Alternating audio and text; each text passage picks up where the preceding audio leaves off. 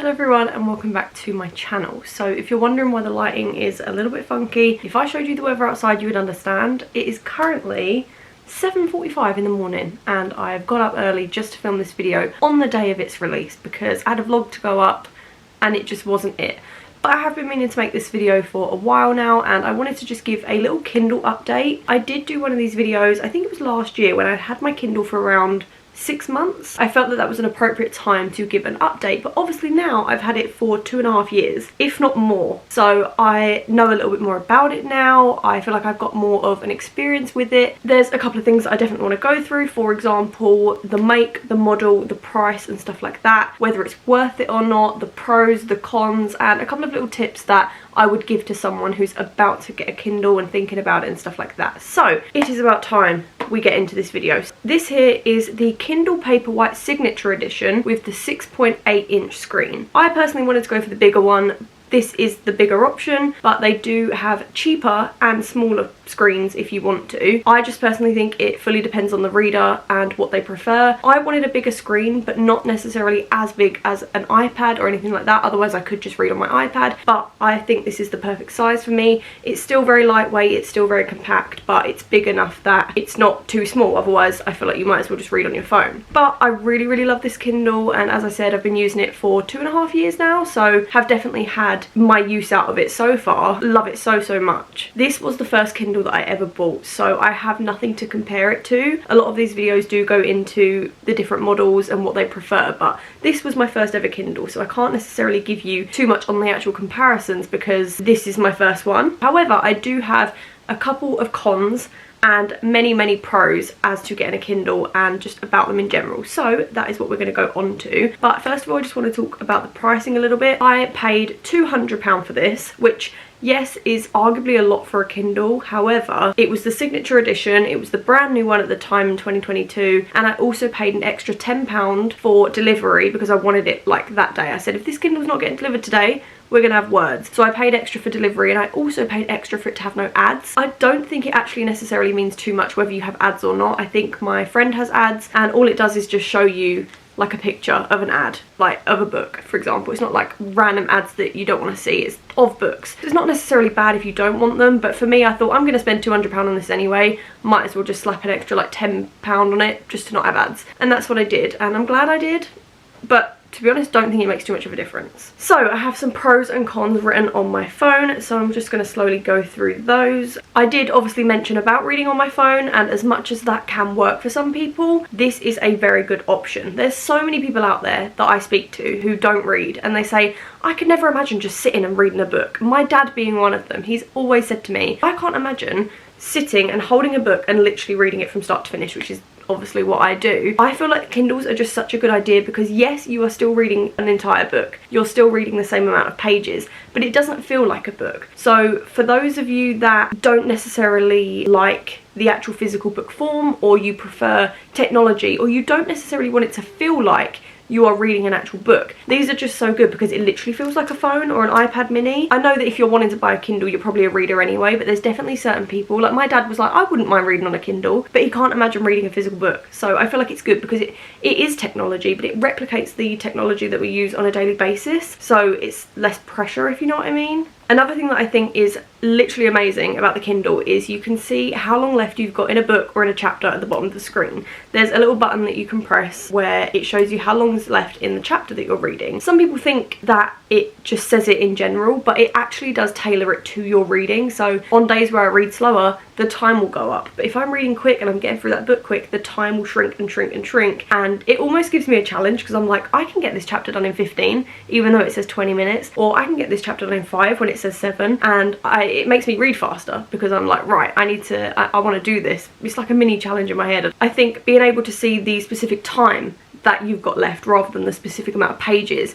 is a vastly different thing. It almost works better for me. Like, I really like that because it's like exactly how I would read rather than someone else, so it tailors it to you. Another thing on that note is for the people that say that they can't imagine reading a fully physical book is on a Kindle you can't see how many pages you've got left. Now if you actually look, you obviously can see how many pages you've got left and you can work it out. It might say that you're on page 385 out of 420, and you know you can work that out in your head. But for example, when I read Binding 13 13 and keeping 13, they are 800 page books. So when I was about halfway through it, I thought, I've still got like halfway to go. I've still got 400 pages left. But when I read it on my Kindle, there's no way of me knowing that, so it was less pressure, and it meant that I was reading faster and getting through it. And then when I was like moving my bookmark along to just see like how long I had left, I was like, how have I read that much? Because I couldn't see how long I had left on this, so I just had no concept of that. And it was really, really nice to just be able to just read without knowing that I had like a whole book's worth of pages left of those books. So that is a great perk. Another good thing about the Kindle is it replicates paper as close as scientifically possible. It has some kind of technology in it. I'm not going to get too far into that because I have no idea. That replicates paper. So if you were to read on your phone or on an iPad, it has this certain blue light in it that literally clings to your eyes, which means that when you go to sleep, it keeps you awake, and it's just not very good for your health. Whereas this literally replicates paper as close as it can. Obviously it is still a screen.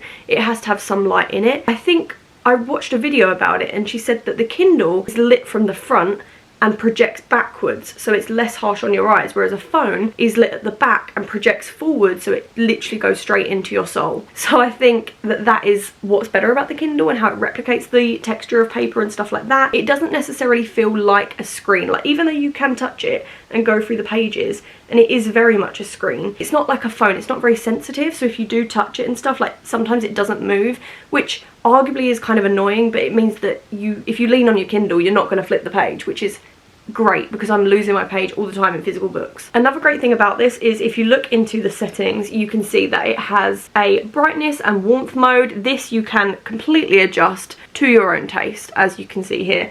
And you can also adjust the warmth. So if you are going to bed at night and you want it less harsh on your eyes, you can adjust it as warm as physically possible. However, I do tend to just keep the warmth somewhere around the middle because I don't necessarily care too much about the warmth of a screen as long as it's not too blue or too yellow. And obviously I adjust the brightness on a daily basis. You can also set it to auto brightness as well, which basically just means that it will tailor it to your environment, same as a phone, same as an iPad. And another great thing is you can also put it into dark mode, which essentially means that it will be black pages and white text. I like dark mode because when you're reading at night, it is just less harsh on your eyes, even though Ellen called me a psycho for putting it on dark mode the other day. So, sorry Ellen. She's not a dark mode gal. I do think even without the dark mode, whether you want to use that or not, it is still a great thing to use at nighttime for reading. Not only to actually physically lay down with it, because you don't need to hold the book in certain angles. You can literally just scroll and tap, tap, tap away. But also, if you have a roommate, a partner, or anything like that, you don't have to put a reading light on or leave a lamp on or fairy lights or whatever in order to see the book, because it literally is a screen. And you could even put it on its lowest brightness in the dark and you'll be fine. Like, you can still see it, which is amazing, because there's times where Riley sat next to me and he's like, I'm gonna go to sleep now, and I'm like, I'm not that tired, I do want to read a bit of my book. And if I have my Kindle, my book's on my Kindle, it is literally perfect because I can just tap, tap, tap away next to him. There's no big lights on. If I turn away from him, he literally can't even tell if I have my Kindle on. I said to him the other day, I was like, yeah, I read like 5 chapters before I went to bed last night. And he was like, I didn't even know you were reading. So it's literally perfect. So it literally doesn't disrupt anyone else as well. Another thing, and I feel like you're going to hear this in every single Kindle video, is literally how compact and lightweight it is. It is literally the perfect device for going traveling. There's no reason to anticipate how many books you have to read. Say you're going on a week's holiday and you're like, I normally read 3 books a week. You'll have to take 3 physical books, but then you're like, but what if I finish them in like one day? That means I need like 7 books for the week. If you have a Kindle, you have pretty much every single book in the world literally in your pocket, in your hands, which is so handy because I take my Kindle everywhere. Like, even if I'm just popping up the road to the petrol garage, you never know when you're going to be stranded, so I'm taking my Kindle with me because you just never know when you're going to need it. And I feel like that's such a good thing because I love taking a physical copy with me everywhere. But if I finish that copy and I've got nothing else to read, I've got my Kindle and I can have any book I want and any book I would dream of. So I just think it's so handy, so smart to just have every single book ever, pretty much, in your pocket at all times. It's great. Another thing that I don't really hear talked about too much is the process of switching apps between it. So if I'm reading and I want to check the time, or if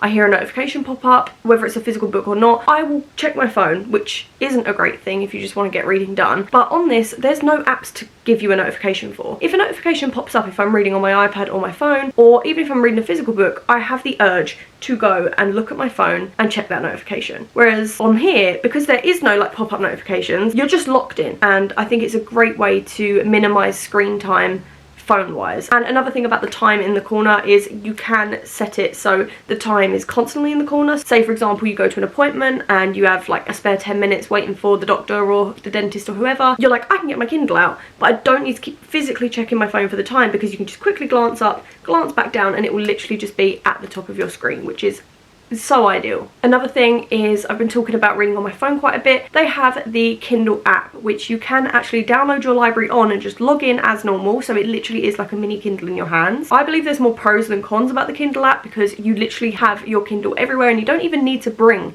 the physical Kindle with you. I could go on this app right now and continue the book that I've just left off from, and that is a great thing about it, is that it will keep your page. As soon as you connect to Wi-Fi, it will adjust your page. So if I read up to page 56 on here, which is chapter 7 for example, it will automatically update onto my phone and I will get transported to page 56, which is chapter 7, and it means that you don't get lost and you don't have to check back to where you are. As well, on the Kindle app, even if you read on the physical Kindle, it will also track your days read, the amount of streaks you have, how many days in a row that you've read, and you can also take part into challenges. There's one called the Perfect Week where you read all week, and it's like you've had the perfect week 3 times if you've read 3 weeks in a row, and just other little mini challenges that motivate you to read more. So it's very motivational and it will help you in getting some reading done, trying out new things, reading more and stuff like that. Another thing is you can actually add your library card to your Kindle and download ebooks from that. There is a little bit of a problem with that though, is that you can't just get them like that. You will have to wait for them to go on hold like you would in a normal library, but it is essentially just an easier way to get library books on here. You can download Libby, sync it to your Kindle, and just other library things like that, but I think Libby's the most used. I personally do have a Libby account, but I haven't synced it, not because I don't want to, I just haven't ever done it, but I would. Another thing that I did see in one of these other videos is something that I'd never actually have tried out myself, and it's called the X-ray feature. So for example, if you're reading a big fantasy book and there's a character introduced in the beginning and you're not necessarily too sure who he is, or you've just completely forgotten, you need your memory jogged, apparently, I'm not sure if it's on my model or if it's on one of the newer models, but there's an X-ray feature where you can scan a word or a name in a book and it will show you previous paragraphs that that person has been in to jog your memory. And I think that would be so good if you're reading like a fantasy book, for example, and there's a lot of names introduced, you're not necessarily too sure on who this person is or whether you've met them before, and you just need a little memory. It will literally jog your memory for you, and I think that's so cool. I've never tried it, and I think it is going to be one of them ones that I do try. I think the last pro that I have is just that it's paper free. Obviously we are at a stage in our environment right now where we just need to be the best we can be with not littering and not putting fumes out into the world and stuff like that. And reading in general, if you buy physical copies, if you're not recycling them or thrifting them, or if you're just buying them new every time, it isn't the best for the environment. And I am very guilty of the physical book train. I've got so many books in this room, but having a Kindle just helps that, because you're not necessarily buying actual physical copies of books every single time. So it's great for the environment as well. So my list of cons literally is less than half of my pros, so I think that says enough as it is, but I do still have a couple. So the first one sounds very bizarre, but it's just not a physical book. When you hold up a physical book, you get the smell, you get the aesthetics, you get the feeling, you just get the entire vibe, and you get just like the thought of just sitting like a little intellect, not necessarily with this book, but just in general. I'm a reader, I can hold a physical book and it's just great, but you don't really get that with a Kindle because it literally is just for convenience. And I know that sounds really silly, but I get the vibe of just wanting to hold a physical book, the smell and every great aspect of it, but that does get taken away with a Kindle. One negative that I definitely find with a Kindle is you can't necessarily flip back pages very well. So obviously you can go back to a chapter, or you're like, oh, where was I, and try and reread a quote and stuff like that, but it is so much easier with a physical book. Say for example there was a map at the front of this book. In a big fantasy book there's a map, and then I'm in the middle of the book and I need to go back to the map. In the physical copy I could literally just go like that and I'm like, oh great, the map's there. But in the Kindle you have to press the screen, you have to like find the map at the front, and then it might not take you to the front, so you've got to click until you find it, and it is a lot of aggravation when you literally could just go, wow, map. But that is obviously if you do refer back to maps. I've heard so many people say, I literally never look at the map again once I've started the book. Whereas I do. I'm a map checker, so I want the map with me.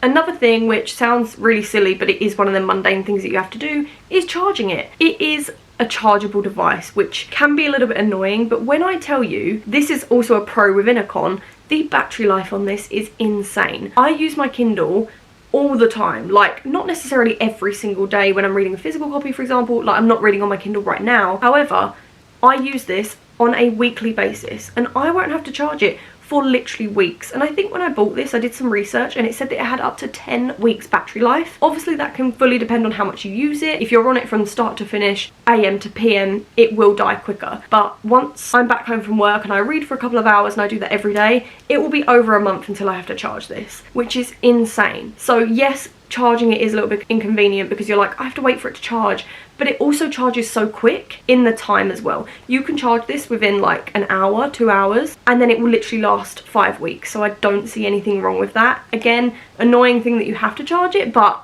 you can't lose. Like, the pros outweigh that completely. Another con that I spoke about in my last Kindle video was the fact that it is only lasting about 5 to 8 years. That is just the general Kindle life span, I suppose. However, when I think about this, I think, but you bought a new phone contract 2 years ago and best believe you're going to renew it this year and you don't care about that. So why would you care replacing this after like the average of 5 years? That's crazy. I do get that it's not timeless. Like, books, unless they literally go through a blizzard or something, are usually going to be okay. Whereas this does have a kind of shelf life and you might need to renew into another Kindle. But the money that you save on this is so fully worth it. It is a big investment to get straight away, but all of the books on it are half price. You can get deals and stuff like that. You can get Kindle Unlimited, which I think is so worth it, which is a complete other video that I want to go to. I want to talk about the pros and cons of Kindle Unlimited and do my recommendations. So if you do want that, then definitely let me know. But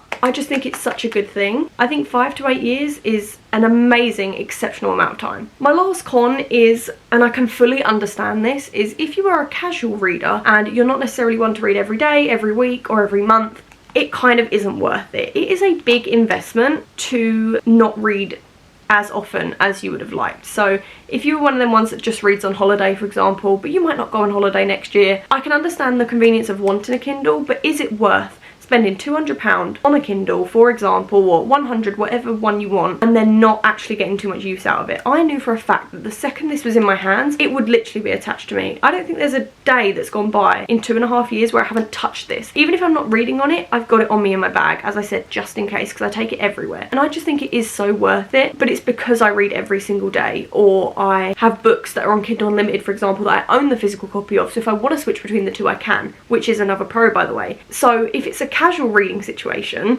and you don't really read too much, you just want to try out reading again, or you're like, I want to read this book, I suppose it's not necessarily worth it because you're not actively reading all the time. If it was cheaper, I would still say it was worth it. It's just that you do have to make that initial like over £100 payment, and it can be a little bit annoying, so I understand. So those are all of the pros, cons and stuff like that that I have about the Kindle. They are kind of repetitive into other people's Kindle videos, so I can understand, but in general that is just how it is. But I do also have a little tiny bit of advice for those of you that are thinking about getting a Kindle, so you've clicked on this video to see whether they are worth it or not. First of all, I've written down, if you're unsure, you can get the Kindle app first. I did speak about this. All you need for the Kindle app is an Amazon account, and literally like probably 90% of the world have an Amazon account. So if you just download the Kindle app, whether that's on your phone, your iPad or tablet or anything, you can download books onto it as long as you've got a Kindle account. You still have to pay for them, but you can use your iPad as a Kindle. I've got the Kindle app on pretty much every device that I possibly can. You don't need to actually buy the device, and I was really debating it at first. I was like, do I need an actual Kindle or should I just download the app? But I knew that this was something that I wanted to do, and I'm glad that I did it because, as I said, this is literally perfect in my opinion. But for those of you that aren't sure and you want to try out digital reading first, because it's not for everyone. I know some people that have bought a Kindle and they've said, I don't like it. I fully prefer physical copies, whereas I'm a Kindle girly. We are Kindle girlies through and through over here. I know some people don't like digital reading, so if you wanted to try it out on your phone before getting this, I think that is such a smart idea to do. It just is worth it to see whether it's for you or not. Another thing is to research into specific models. Obviously I did say that this is the only Kindle that I've ever had, so I'm not necessarily the best person to talk about different models with because I've never tried any other options. But there are very slight differences in each of them. There's the Kindle Oasis, there's the standard Kindle, there's my signature edition, and so many others that you can choose from. All of them have very slight differences. One of them has colour, whereas this one is purely black and white, which never really bothers me, but some of you might want colour and stuff like that. And there's just very different things that are very minuscule when you think about it, but you might want to research into that and find the one that's best for you, because as I said, it is a lot of money, it is an investment, so you want to find the one that suits you, your reading taste, the style and stuff like that. But yeah, but I adore this Kindle so much, and I fully